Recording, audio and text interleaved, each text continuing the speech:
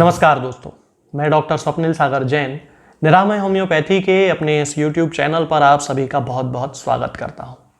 दोस्तों, ठंडें शुरू हो चुकी हैं। ठंडों का जो मौसम है वो शुरू हो चुका है। अब ठंडों के मौसम में बहुत सारे लोग ऐसे होते हैं जिनके पैरों में विवाइयाँ होने लगती हैं, पैर उनके फटने लगते हैं, हाथ उनके फटने लगते हैं, चेहरा उनका फटने लगता है। तो इस तरह के लोगों में शायद ही कोई ऐसा व्यक्ति होगा जिसने पेट्रोलियम जेली का यूज़ ना किया हो अपने पैरों में लगाने के लिए, चेहरे पे लगाने के लिए, लोशन के रूप में हाथों पे लगाने के लिए। शायद ही कोई ऐसा व्यक्ति होगा। अब इसी पेट्रोलियम जेली से होम्योपैथी में एक दवा बनाई जाती है जिसे पेट्रोलियम ही कहा जाता है। तो इस तरह की समस्याओं में हम पेट्रोलियम को इंटरनली भी यूज़ कर सकते हैं। उसके सिम्टम्स क्या क्या होंगे वो मैं अभी आपको वीडियो में बताऊंगा कि इस तरह का जो व्यक्ति होता है, यानी कि पेट्रोलियम का जो पेशेंट होता है, उसको ठंडे आने से, सर्दी का मौसम आने से, ठंडों का मौसम आने से उसकी बीमारियां बढ़ने लगती हैं। मान लीजिए कोई पेशेंट है और उसे एक्जिमा है, बहुत भयानक वाला एक्जिमा है, छोटी छोटी फुंसियां पड़ती हैं, खुजली चलने लगती है, खून निकलने लगता है, यदि खुजा दे तो स्क्रैचिंग करने से खून निकलने लगता है। गर्मियों में ठीक रहेगा, बरसात में ठीक रहेगा, लेकिन जैसे ही ठंडों का मौसम अक्टूबर नवंबर से शुरू होगा उसकी समस्या बढ़ने लगती है। दिसंबर जनवरी तक, फरवरी तक आते आते तो वो अपने चरम सीमा पर पहुंच जाती है और पेशेंट उस एक्जिमा से बहुत ज़्यादा परेशान होता है और फिर वो डॉक्टर्स को ढूंढना शुरू करता है कि क्या करें, अब क्या करें। कुछ नहीं करना है, पेट्रोलियम की 200 पोटेंसी लेकर आना है। 200 पोटेंसी की 4 बूंद हफ्ते में एक बार पीना शुरू कर दीजिए। जिन लोगों को इस तरह के सोराइसिस की शिकायत हो, त्वचा संबंधी कोई बीमारी हो, एक्जिमा की शिकायत हो, फोड़े फुंसियों की शिकायत हो, जो कि ठंडों में ही बढ़ती है, गर्मियों में होगी पेट्रोलियम काम नहीं करेगी, बरसात में होगी पेट्रोलियम काम नहीं करेगी, एग्रावेशन होना चाहिए ठंडों में, यानी कि बीमारी बढ़ना चाहिए ठंडों में, पेट्रोलियम का कैरेक्टरिस्टिक सिम्टम है, तब पेट्रोलियम उसके बरसों पुराने सोराइसिस और बरसों पुराने एक्जिमा को भी पूरी तरह से ठीक कर सकती है। क्या करना है? 200 पोटेंसी पेट्रोलियम की लेके आना है, 4 बूंद हफ्ते में किसी भी एक दिन पीना है। सोमवार के सोमवार पी लीजिए, मंगल से मंगल पी लीजिए, ऐसा आप अपने हिसाब से डिसाइड कर लीजिए। एक ही बार पीना है। कंटिन्यू पूरी ठंडों में इस्तेमाल करना शुरू कीजिए। 4 महीने कंटिन्यू, एक महीने में 4 डोज तो होंगे ही, 5 डोज होंगे, इससे ज़्यादा तो होंगे नहीं। बस इसी तरह हर महीने 4-5 डोज उसके लेते जाइए। धीरे धीरे आपकी ये जो समस्या है समय ज़रूर लेगी ठीक होने में, यदि बहुत ज़्यादा पुरानी है। अब ऐसा ना सोचें कि 15 साल पुरानी कोई बीमारी थी, डॉक्टर साहब ने बोला था 4 डोज पी लेना ठीक हो जाओगे। बिल्कुल नहीं होने वाले।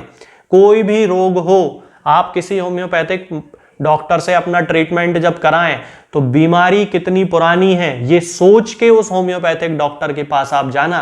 नहीं तो होता क्या है कि आप 15 साल पुरानी बीमारी लेके डॉक्टर साहब के पास पहुंचते हैं और डॉक्टर साहब से जादू की उम्मीद करते हैं, चमत्कार की उम्मीद करते हैं कि डॉक्टर साहब इस 15 साल पुरानी बीमारी को 15 दिन और महीने भर में ठीक कर देंगे।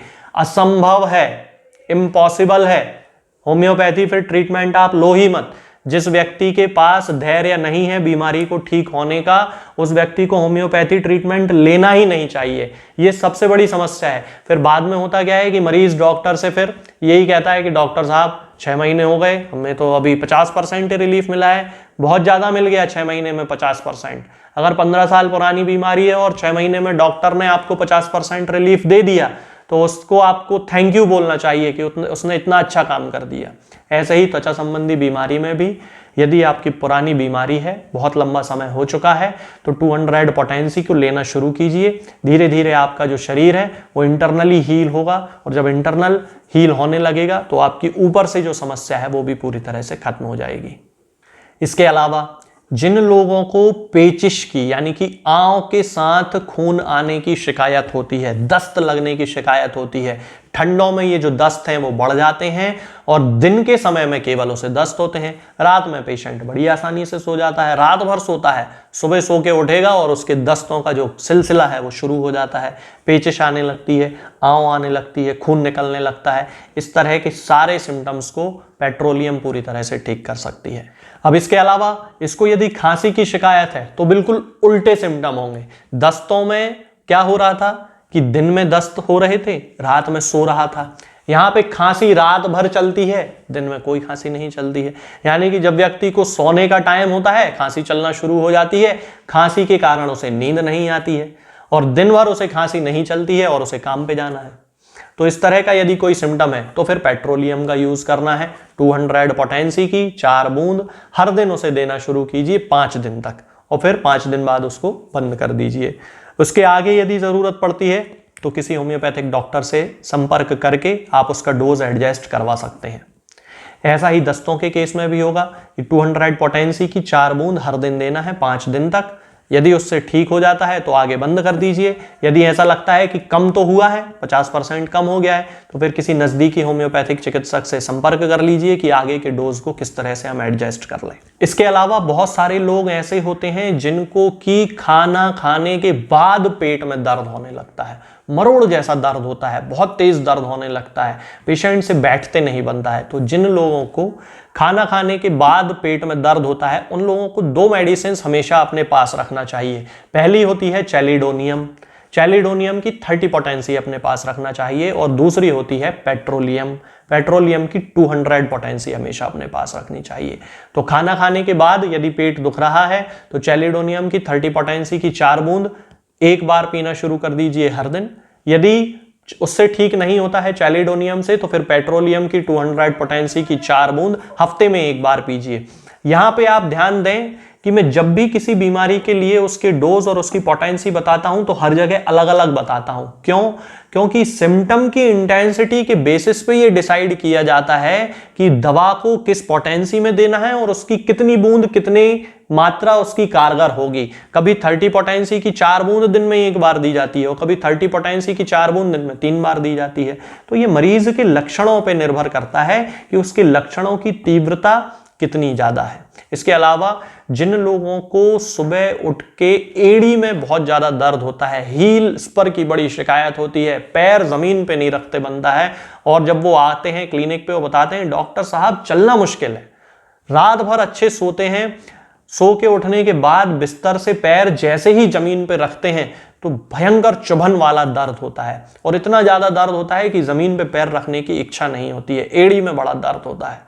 तो पेट्रोलियम उनकी मेडिसिन है, चाहे बुजुर्ग हो, बच्चा हो, एडल्ट हो, महिला हो, पुरुष हो, किसी को भी अगर इस तरह का कोई सिम्टम है तो पेट्रोलियम 200 पोटेंसी में दे दीजिए। हफ्ते में एक बार केवल 4 बूंद पिलाना है।